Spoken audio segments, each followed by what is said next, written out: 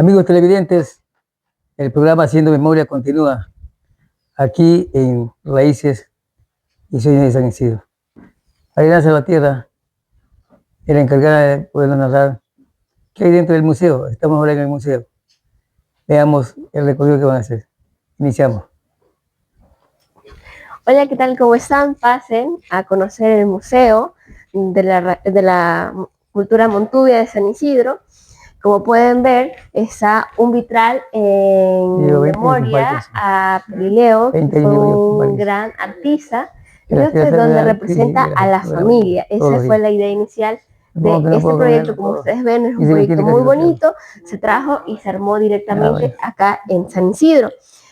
En esta parte pueden ver algunas de las reuniones, algunas de todas las vivencias que se han tenido con los niños, porque esta es la idea del proyecto, trabajar con los niños, trabajar directamente con cada una de las comunidades, con los jóvenes. En realidad es implicar a todos.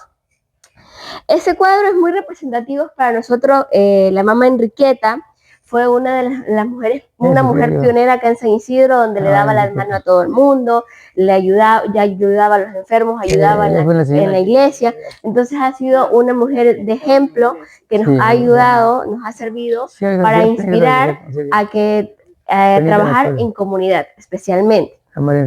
Si avanzamos en la parte de acá, nos vamos a encontrar con el Rincón del Arte. Eso es muy bonito. ¿Por qué? Porque ustedes van a observar cada una de las pinturas que están acá, y estas pinturas son creadas por los niños de la Escuela de Arte que tiene la fundación. Cada uno de estos cuadros es la representación de cada niño que le pone esfuerzo, dedicación, perseverancia a cada una de sus clases para pintar cada uno de estos lienzos. Y transmitir también sus sentimientos, porque el arte es justamente eso, transmitir los sentimientos de todas las personas, en este caso de los niños de nuestra escuela. Sí. O vamos muy rápido. Sí. Bueno, en la siguiente parte vamos a ver un poco más del trabajo que se ha hecho. Por ejemplo, en la Fundación tiene varios libros, como de salud plena. ¿En qué han consistido estos libros? Estos libros han consistido en entrevistar a los adultos mayores y poder rescatar la información, como en el de salud plena, por ejemplo, qué medicinas utilizaban antes para poder curarse. Recuerden que antes pues no había una farmacia a la vuelta de la esquina donde nosotros podemos ir a comprar medicina, sino que tenían que ingeniarse para poder pues vivir un poco más. En este de creencias religiosas y tradicionales de Manabí también ha sido igual, pero ha sido enfocado en el tema de lo festivo, en el tema de cómo han sido los velorios de los santos, los velorios de las personas cuando se morían. Antes, como dato interesante, antes podían bailar hasta una semana corrido y no sentían cansancio. Era verdaderamente un lujo, pues, la persona que podía tener varios días de fiesta. Tenemos disponible el libro de la infancia plena de San Isidro, que son las historias de los niños y las niñas de San Isidro. Básicamente, en ese libro podemos descubrir muchas cosas muy bonitas, muchas historias que los niños cuentan desde su perspectiva. ¿Por qué? Porque el niño del campo no vive igual que el niño de la ciudad. El niño de la ciudad normalmente vive en un pequeño espacio y se cohíbe de muchas cosas. El niño del campo vive corriendo con los perros, con las gallinas, con las vacas, vive haciendo algunas cosas que para ellos son muy enriquecedoras, y el tiempo se vive de una manera diferente. El nuevo libro de lenguas y tradiciones básicamente ha sido la tradición oral de todos los amorfinos, de todos los versos que los abuelitos siempre nos decían cuando uno llegaba a las casas a visitarlos. Eso es el trabajo un poco plasmado que hemos tenido de la fundación, pero dentro de eso pues tenemos otra sala, como es esta que está acá, que aquí en esta sala se proyecta las historias de vida que nos cuentan cada una de las personas mayores que entrevistamos.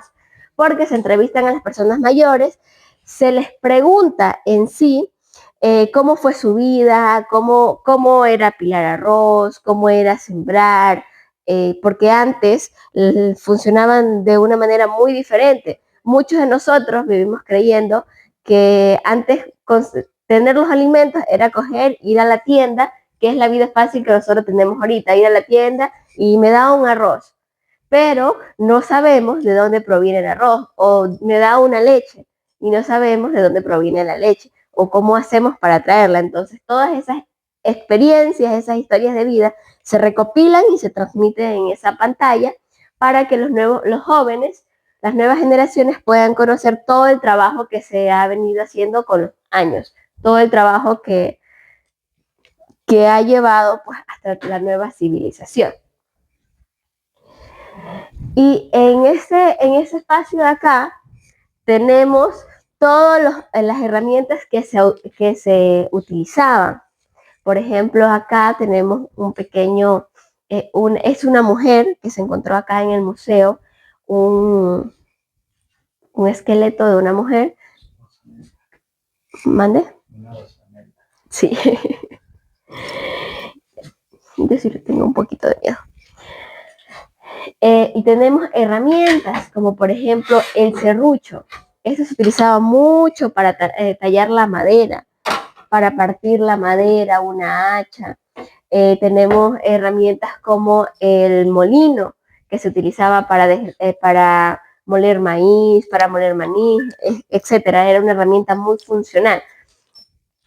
Otra de las herramientas que también existían era, ahorita existe la motosierra, ¿verdad? Para talar los árboles. Antes se hacía con esto.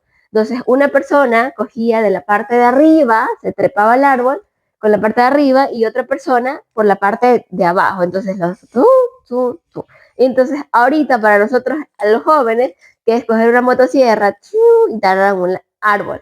Antes era de una manera más complicada. También podemos ver las diferentes monedas, billetes en este caso, como es el sucre, que ahorita pues ya tenemos una moneda diferente que es el dólar. O las romanas. Miren, antes esto tenía algo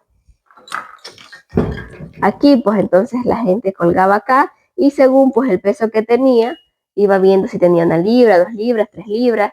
Cuando se quedaba ahí, según la piolita que tenía, pues si marcaba 3 libras, pues se quedaba ahí. Si tenía 1 libra, por ejemplo, ya se quedaba ahí. O si tenía 5, ya se quedaba ahí. Entonces ahí ya podían saber si tenían más o tenían menos. Estos también eran los estribos. Esos los usaban normalmente las personas que tenían mucho dinero se caracterizaban por utilizar este tipo de estribos. Espuelas, el fuete también, tradicional para la persona que montaba a caballo.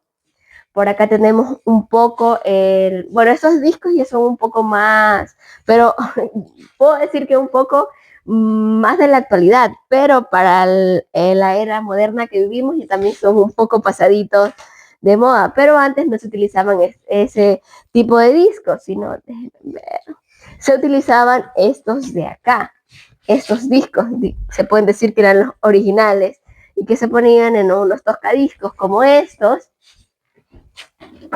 en un tocadisco como este. Entonces acá ponían el disco, así, lo ponían aquí, lo ponían ahí a funcionar, pues y bailaban toda la noche.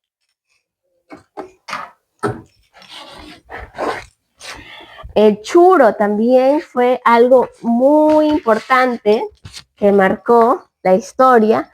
¿Por qué? Porque antes no había casitas así como hay ahora, que hay una colonia pues agrupadita, sino que había cada hora, cada 2 horas una casa. Entonces con un sonido de esto, habían claves, el sonido más fuerte, más agudo, más largo, más corto, era para transmitir cierta información, si había un enfermo, si había que llamar al almuerzo. Entonces con esto la gente se podía comunicar a larga distancia porque pues no había teléfono, no había comunicación. Nosotros utilizamos ahora los colchones, pero antes utilizaban estas cubas, estas camas. Esta de aquí, por ejemplo, está hecha en base de cuero de vaca. Entonces ellos dormían aquí en este catre y dormían numerosas familias en este tipo de cama. Ponían una cama grande y ahí pues se acostaban diferentes familias. Las planchas, las planchas modernas conectadas a la electricidad, pero miren, como pueden ver, esta plancha de acá la calentaban en el horno y luego empezaban a planchar, la calentaban y empezaban a planchar. Y habían otras como esta, por ejemplo, que ponían la brasa aquí para que se mantenga la temperatura y luego ya planchaban. Eran como planchas. Y esas de acá, pues, eran sus lámparas. Entonces las colgaban, ellos le ponían querosín y luego las prendían y ellos los colgaban y las podían llevar al lugar que ellos querían ir.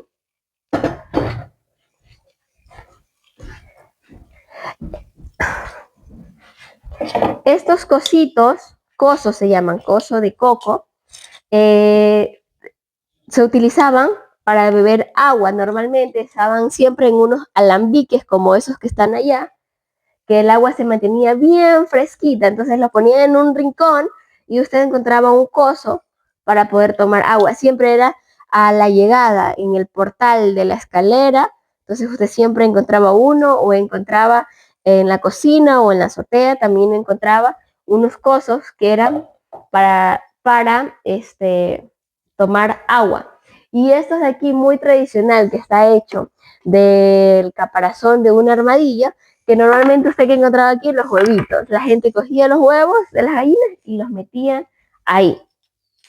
Y aquí estas eran las piedras para moler. Aquí con estas piedras bien pesadas cogían y podían moler cualquier aliño, cualquier plátano, cualquier cosa, pues ellos lo molían con estas piedras bien pesadas. Ya nosotros ahora en la actualidad se nos hace más práctico, pues con máquinas y todo pues es mucho más fácil. Este tipo de cucharas de mate eran las que se utilizaban. No se utilizaban las cucharas de metal y las cucharas de plásticos que nosotros utilizamos, sino estas cucharas de mate. Básicamente se coge el mate, que el mate tiene una forma muy parecida, es que no hay del mismo tamaño. Bueno, depende pues el mate tiene una forma así y se pueden sacar 4. Normalmente se sacan 4. Cuando el mate es muy pequeño pues, o muy fino, pues se pueden sacar 2 cucharitas de esta, se raspa y se deja secar y ya se hacen las cucharas. Luego también existían estos platos enlosados. En muchas familias siempre hubo estos platos enlosados con las ollas, estas ollas enlosadas y las ollas de barro que tenía. El filtro para el café, que también era elaborado pues con el mate. Su cocina tradicional era un horno. Antes muy pocas familias tenían cocina. Nula diría yo que era la probabilidad, sino que ellos cocinaban en horno, en fuego, y pues en las casas lo que más había eran ollas de barro de diferentes tamaños. Habían pequeñitas, habían grandes, en la mayoría de las familias pues habían grandes, y los hornos eran característicos por tener 2 partes. Una como esta, que era para cocinar normalmente, poner ollas, y una como esta de acá, donde está enterrada una olla de barro, porque aquí normalmente se hacían las tortillas de maíz, los panes de almidón, también se hacía el pan seco, etc. Entonces estas de acá como que se utilizaban para hornear, digamos, para hornear, y la olla de acá pues se utilizaba para cocinar los alimentos. Como ya les dije, les hablé un poco de los alambiques que se utilizaban para tener el agua. Esta era más o menos la posición en la que se tenían en palos, así, entonces se tenían en esa posición. Ese de acá se le ha adaptado una manguerita, una llave, pero no era así, pues entonces usted cogía con el, supongamos, ¿no? que era el coso, entonces siempre permanecía ahí, entonces usted cogía el coso, llegaba pues y se servía de esto. En muchas casas, no en todas, pero sí en las casas de las personas que tenían más recursos, se encontraba una cosa de esta, que era una piedra de filtrar. Entonces el agua la vaciaban aquí inicialmente y estilaba, se filtraba y caía pues al alambique de acá. Todo ha tenido una evolución y obviamente la escritura también ha tenido evolución. Nosotros ahorita utilizamos computadoras, pero antes de eso se utilizaban estas máquinas de escribir. Estas máquinas que están acá se utilizaban para escribir. Con estas máquinas eran las que se realizaban los trabajos y que se podían escribir. Esta de acá también fue el teléfono, donde esos teléfonos eran comunitarios, es decir, que aquí en San Isidro había uno, entonces esto recibía un sonido y ya pues se veía de quién o para quién era el mensaje que les iba a dar. Había una persona que cogía el mensaje y era la encargada de decirle a fulano de tal que le mandan tal mensaje y él mandaba pues para el mensaje que le pudieran dar la contestación. No es como ahora que cada quien tiene su dispositivo.